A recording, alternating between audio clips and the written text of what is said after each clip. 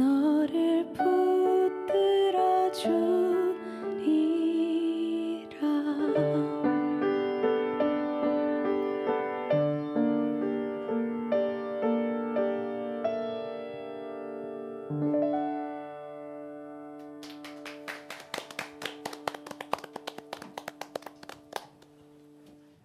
안녕하세요. 생명수호에 대한 하느님의 가르침 토크 콘서트 포 유 서울대교구 생명위원회 사무국장 박정우 후고신부입니다.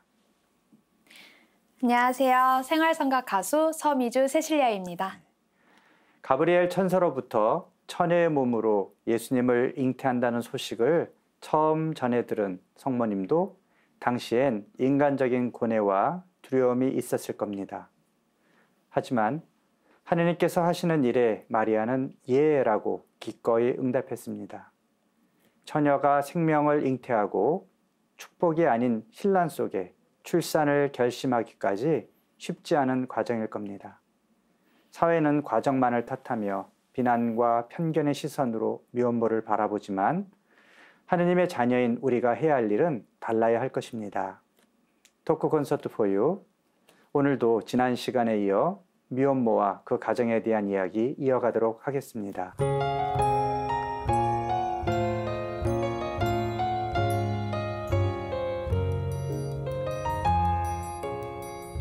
네, 우리 지난 시간에 또 미혼모에 관한 전반적인 그런 주제를 이야기했습니다. 미혼모들 보호시설의 마음절에 계신 우리 김보미 수녀님, 미혼모들이 겪는 여러 가지 그런 어려움들 우리가 막연히 생각할 수 있을 텐데요. 일단 미혼모들이 출산을 결심할 때까지 여러 가지 어려움들이 있을 것 같고요. 또 현실에서 그래, 우리 교회는 생명은 소중하니까 낳아야 돼 하지만 막상 미혼의 상태에서 임신을 하면 굉장히 고민이 많을 것 같긴 해요. 전반적으로 그런 미혼모들이 겪는 어려움 어떤 것이 있을지 좀 정리 좀 한번 해주세요. 일단은 이제 두 번의 스트레스죠. 네. 낳을까 말까. 네. 키울 것인가, 입양을 보낼 것인가. 네. 네. 일단은 들어오기 전까지는 내가 낳을까 말까를 굉장히 많이 고민을 네. 했다고 이제 듣죠. 저희가 들어와서 상담을 하는 과정 중에. 근데 일단은 그래도 생명에 대한 소중함이 남아있는 친구들은 많은 고민을 시간을 두고 고민을 하다가도 일단은 선택을 하는 거고요. 그럼에도 불구하고 계속 그 경제적인 이유들, 주변에 네. 날 돌봐줄 사람이 없는 것, 그런 것들로 인해서 사실은 입양 생각하고 말고 할 시간 없이 그냥 낳지 말아야겠다. 또 생각도 그렇죠. 하고 저번 시간에도 말씀하셨지만 하루에도 수천 번씩 아마 마음이 왔다 갔다 했던 것 같아요. 그것을 어떤 과정이 있었다라고 제가 설명을 드리기는 굉장히 어렵고, 다만 어째 심적인 부담이 너무 많았고 굉장히 많은 고민들을 한 끝에 결국에는 결정을 해서 들어오는데, 들어오는 그 시기조차도 사실은 왔다 갔다 하는 마음으로 들어오는 친구들도 있죠. 네. 되게 들어오는 친구들이 임신 몇 개월 이런 게 있나요? 정해져 있지 않아요. 있지 않고. 이제 사실은 숙식할 곳이 없는 엄마들 같은 경우는 빨리 들어와요. 거의 어떤 친구들은 정말 3개월도 채 안 됐을 때 와서 입덧을 막 하는 친구들도 있고요. 그런데 이제 거의 대부분 많이 늦게 들어와요. 아무래도 시설에 머무는 게 좀 갑갑할 거다라는 생각을 하다 보니까 이제 좀 늦게 막달이 되어서 들어온 친구들도 있지만, 가장 좋은 건 제가 봤을 때는 6, 7개월? 그때쯤 들어오면은 좀 준비도 좀 하고, 이제 여유가 조금 있고 그렇죠. 분위기가 어떤가요? 그냥 보통 가정집하고 비슷한가요? 네. 이제 저희 마음자리를 예로 들자면은 집 자체가 가정집이에요. 네. 교구 사회복지회에서 이제 마련해 주신 곳인데요. 정원까지 있는 아주 아름다운 이제 가정집 같으니까 거기서 이렇게 굉장히 자유롭게 사실은 지내고 있는 편이죠. 큰 틀은 있으나 예전처럼 그렇지 않아요. 네. 근데 힘들어 하시더라고요. 네, 우리 센터장님은 이제 안산의 건강가정지원센터 그걸 맡고 계신데, 거기서도 이제 재가 미혼모들 지원하신다 그랬잖아요. 네. 지난 시간에도 잠깐 얘기했는데 어떻게 지원을 해주시는지 다시 한번 간략하게 정리해 주시죠. 네, 정책적으로 지원하는 거는 1인당 한 가구당, 그러니까 아동 한 명당 연간 70만 원까지 지원을 하고 있습니다. 예, 그리고 이제 그 70만 원 안에는 출산비 그리고 또 친자 검사비 그런 것들이 다 포함되어 있고요. 예, 그 외에는 공동생활 주거 지원이라고 해서 LH 그 임대 아파트가 아닌 아파트는 들어가려고 하면 아동 연령이 어려야만이 순서가 빨리 오거든요. 거기는 못 들어가고 다세대 가구에 임대 저희가 이제 11채를 받아서 거기에 미혼모들을 주고 있어요. 또 일단 들어가게 되면 거의 6년까지 살 수 있어요. 오래 산다. 예, 이제 자립이 이제 목적인데, 근데 제가 생각할 때는 그 6년이라는 시간이 그렇게 길지는 않습니다. 왜냐하면 아이를 낳고 아이가 6세 되는 정도에서 그동안에 아이를 양육하는 시간들이 엄청나게 많이 투자가 되는데, 그 벌이를 할 수 있는 상황이 아니에요. 그렇다고 하면 그 6년 동안에 돈을 벌어서 월세라도 얻어서 나가야 되는데 그런 돈을 모을 수 있는 여력이 안 된다는 거죠.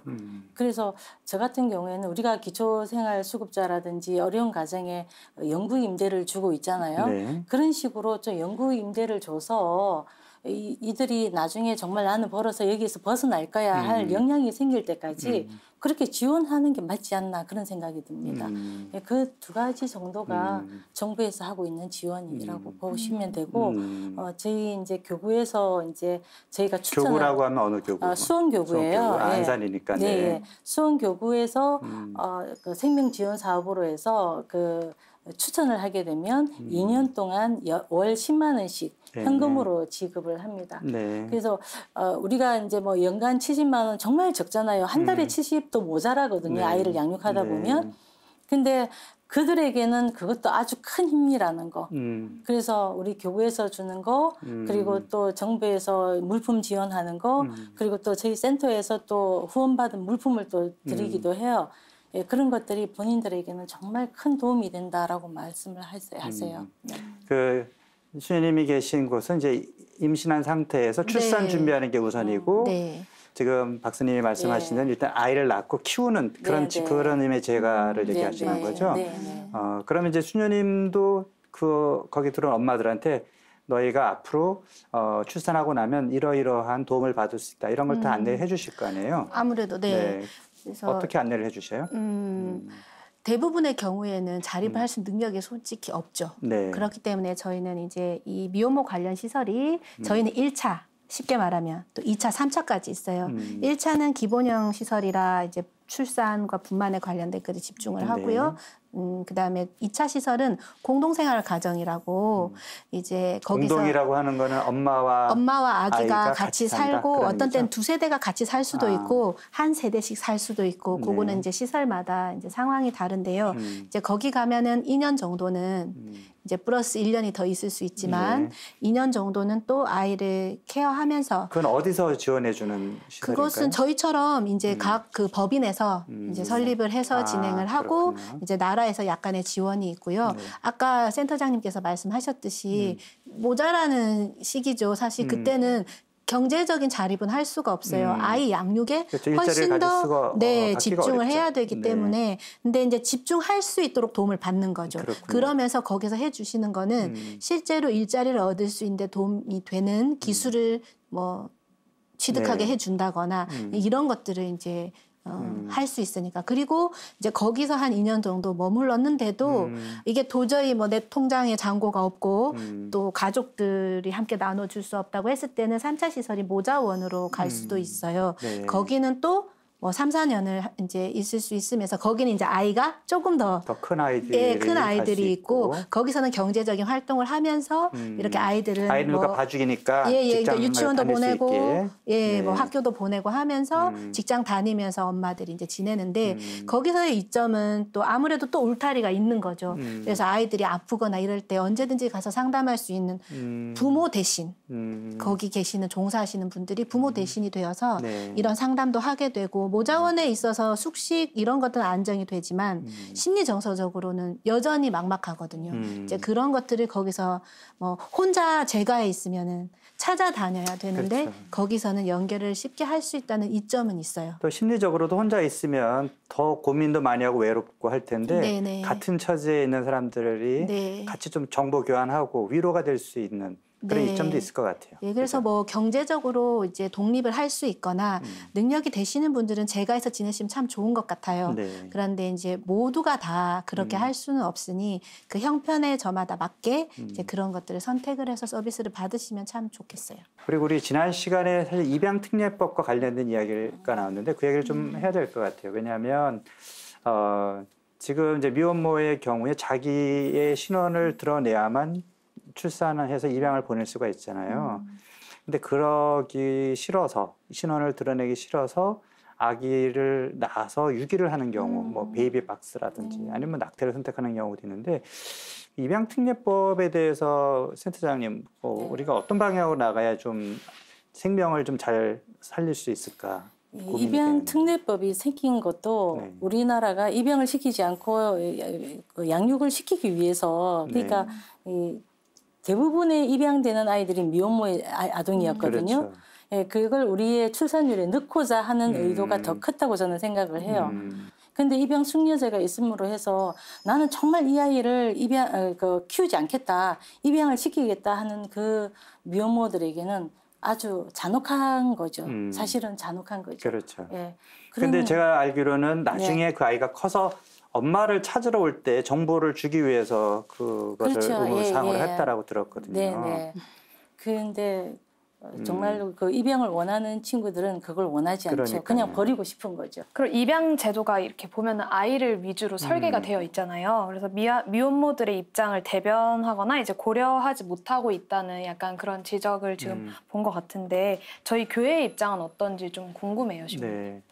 뭐 교회에서 공식적으로 뭐 이렇게 어떻게 해라 이런 건 있는 건 아니지만 제가 그 어디 기고할 때 그 익명출산법이라든지 이름은 아직 뭐 정한 거 정해지지는 않았지만 그런 법안이 있다는 걸 제가 알게 됐어요.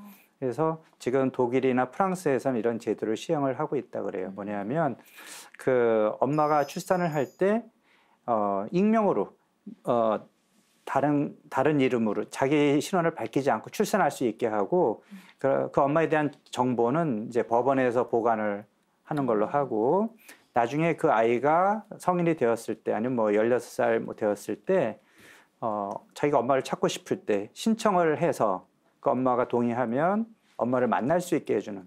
그러나 기본적으로는 그 신원을 드러내지 않는. 왜냐하면 아까도 얘기한 것처럼 내가 신원을 드러내기 싫은데 아이를 입양을 보낼 때 신원을 드러내야만 하니까 그렇지 않고 익명으로 출산하고도 입양을 보낼 수 있다면 굳이 아이를 버릴 이유가 없거든요. 그래서 지금 아마 정부에서도 국회에서도 뭐 이렇게 익명출산법 이제 이런 형식으로 아마 법안이 올라와 있는 걸로 제가 알고 있거든요. 저는 그것이 바람직하다고 생각을 합니다. 보통 이제 생각을 하면 미혼모들이 모든 책임을 이렇게 다 짊어지고 가잖아요.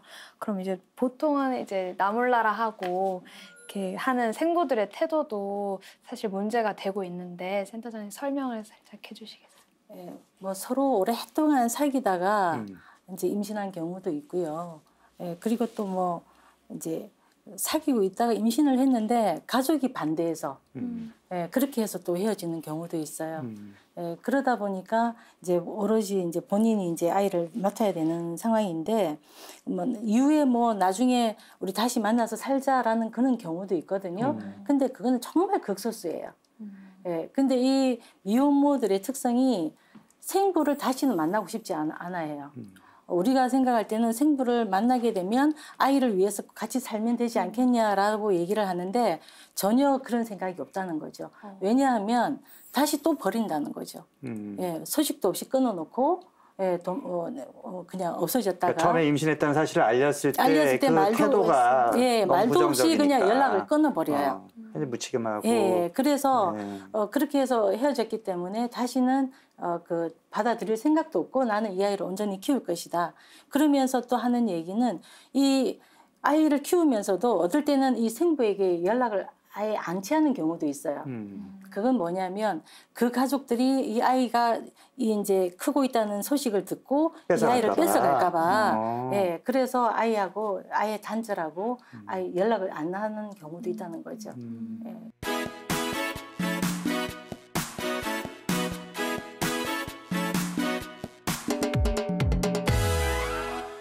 그럼 이제 부모가 되기 위해서는 이렇게 정말 준비나 교육도 필요한 것 같고 미혼모 문제를 근본적으로 해결하기 위해서는 어렸을 때부터 이제 제대로 된 교육, 성교육과 그리고 부모 교육이 필요하다는 생각이 드는데요. 우리 교회에서는 이런 교육을 또 실제로 하고 있다고 들었어요, 네, 신부님. 네. 어떤? 그래서 제가 이제 생명위원회를 하면서 그 성교육이 정말 중요하다고 느꼈고, 그래서 우리 이런 교회 가치관을 담은 성교육이 뭐가 없을까 하다가 제가 틴스타가 있다는 걸 알게 돼서 계속 강조를 합니다. 학교에서 보통 하는 성교육은 성도님들이 뭐 니네들이 원하면 성관계 할 수 있다. 그러나 임신만 하지 마라. 사실 이런 식의 성교육이 많다는 거예요. 그런데 우리가 잘 알다시피 성과 생명과 사랑은 떨어질 수 없는 것이고 성교육에는 가치관 교육이 들어가는 거잖아요. 그리고 자기의 생식력, 자기의 몸을 알고 그러면서 그런 어떤 성과 관련된 내 몸의 모든 구조와 변화는 생명을 향해 있다라는 것이 틴스타가 또 강조하는 부분이에요. 그래서 저는 사실 미혼모도 그렇잖아요. 우리 뭐 전 시간에도 얘기했지만 왜 미혼모가 되냐. 너무 무지한 것도 그렇고 요즘 세태가 너무 쉽게 성을 사용을 한다.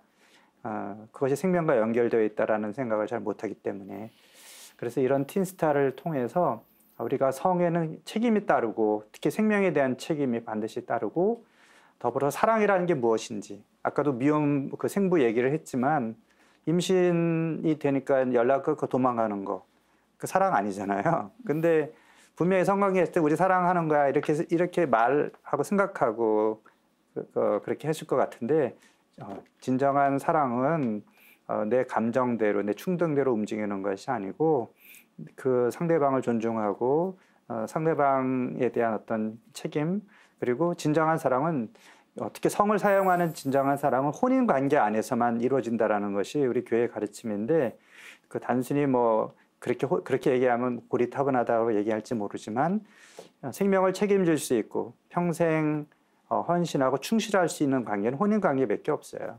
요즘 뭐 동거, 사실혼 이런 것도 뭐 가족의 형태로 인정해야 된다 이런 얘기가 나오지만 그건 정말 불안정한 것이고 그 안에서 생명을 책임 있게 키울 수 있는 그런 안정된 어떤 그런 환경이 될 수 없죠. 그리고 부부간에도 남녀간에도 부부만이 평생을 거는 약속을 하는 거잖아요. 그러니까 그런 약속에 대한 무게감 이런 것도 느낄 수 있는 그런 책임 교육 이런 것이 우리 교회 안의 성교육에서 반드시 저는 이루어져야 된다라고 생각을 해요. 네. 그럼 미혼모들이 출산을 하기 위해선 이제 가족들의 지지를 비롯한 사회적인 시선이 또 중요하잖아요. 그래서 신부님께서는 실제로 이제 사목 활동을 또 하시니까 이런 유사한 상담 요청을 받아보신 적이 있으세요? 저는 제 꿈인 본당 신부를 아직 못 해봐서 별로 그럴 기회가 없었는데 예, 얘기는 많이 들었어요.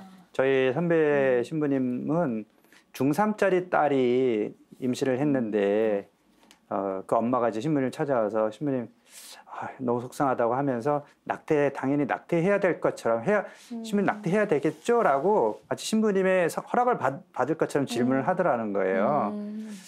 아니 그래서 신부님은 당연히 안 된다고 이제 얘기를 해야 되는데 그래서 이제 신부님이 제안을 했대요. 그때 그런 생각 뭐냐면 이 아이를 어학연수 보내는 걸로 합시다. 이게 꽤 오래된 얘기예요. 한참 이제 뭐 어학연수 유행했던 시절이니까. 그래서 주변에는 어학연수를 간다고 하고 이런 마음자리 같은 미혼모 시설에 입소를 하는 거죠. 그래서 실제로 이제 외국에 갔다가 살짝 들어와서 미혼모 시설에서 아이를 낳고 다시 나갔다가 들어오는. 그래서 출산한 것들 주변에서 모르게. 그런 방법도 있다라는 거죠. 그리고 실제로 어느 이제 프로라이프라고 하는 생명운동 단체에서는 이런 비용을 지원해주는 사업도 한다고 제가 들었어요.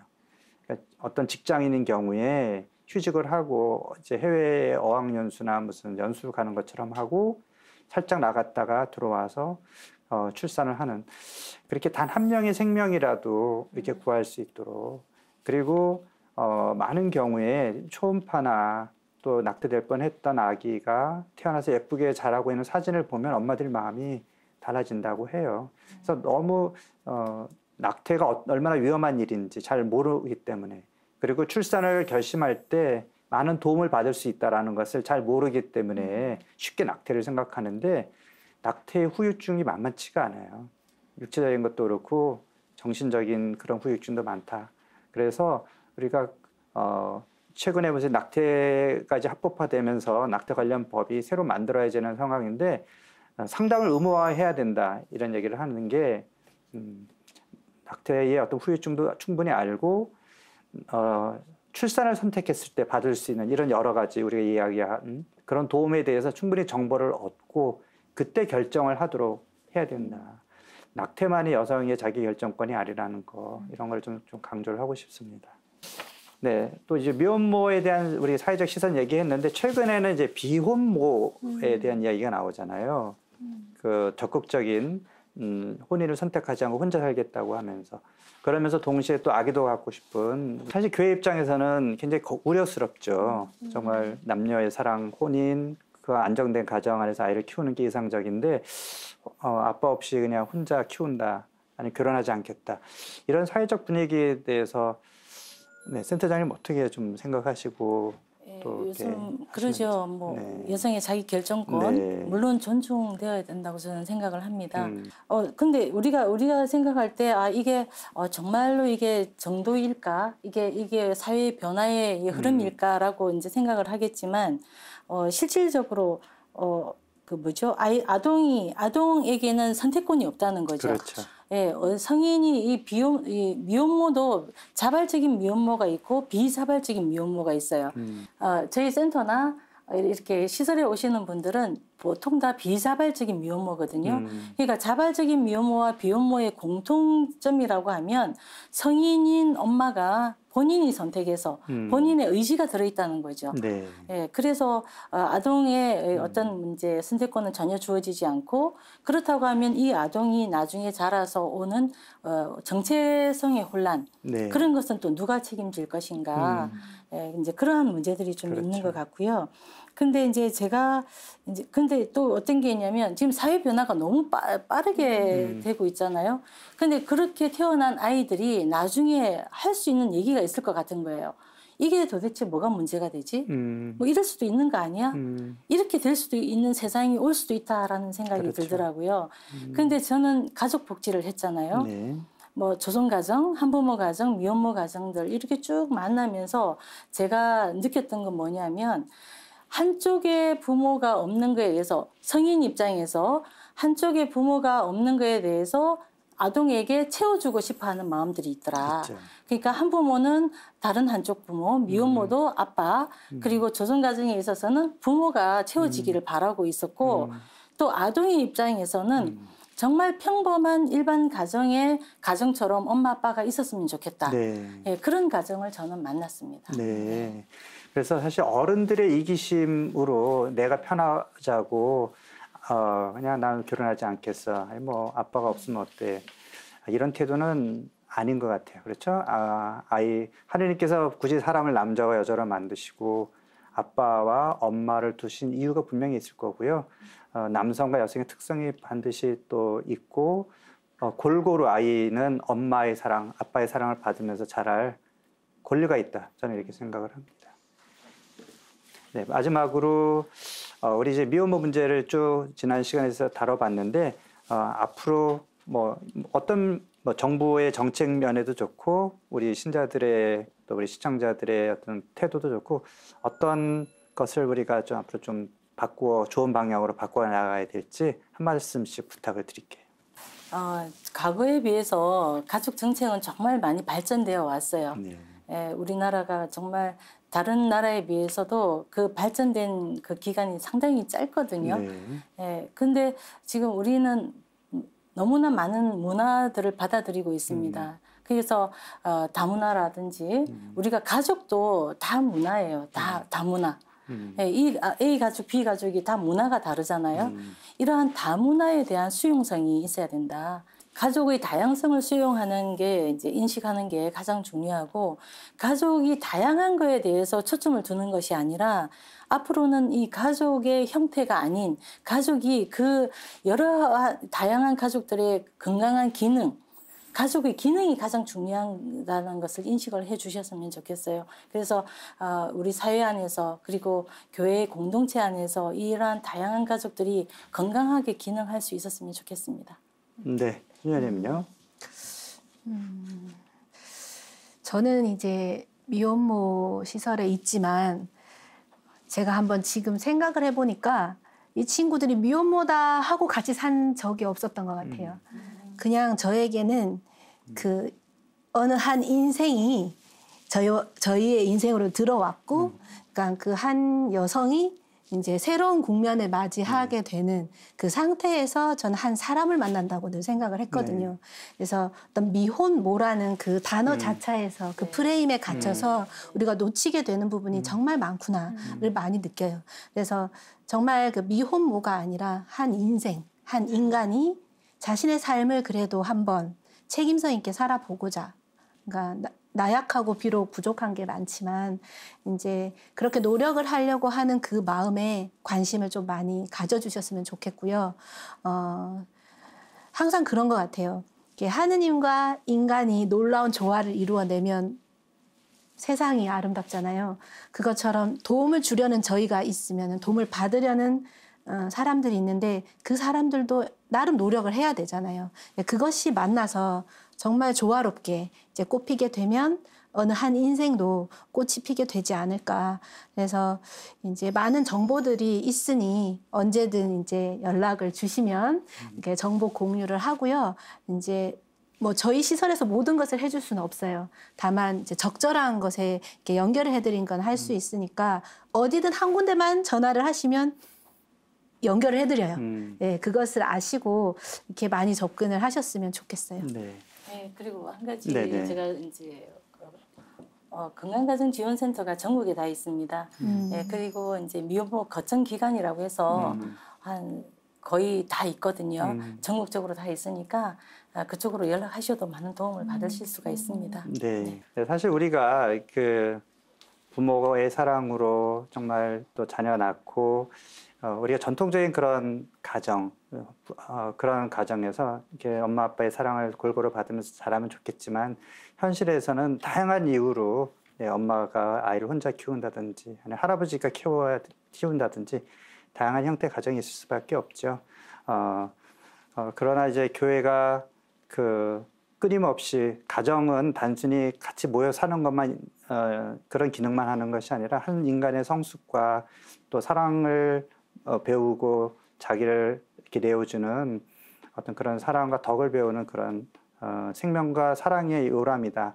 이런 가정의 어떤 이상은 항상 우리가 강조를 할 수밖에 없는 것이고, 그러나 또 그렇게 못 사는 또 다양한 그런 사연이 있는 가정, 우리가 함께 공동체로서 관심을 갖고 도움이 필요할 때는 공동선을 지향하면서 제도적으로 또 우리 교회 안에서는 또 사목적으로 더 많은 배려와 관심이 필요하지 않을까 이런 생각을 해봅니다.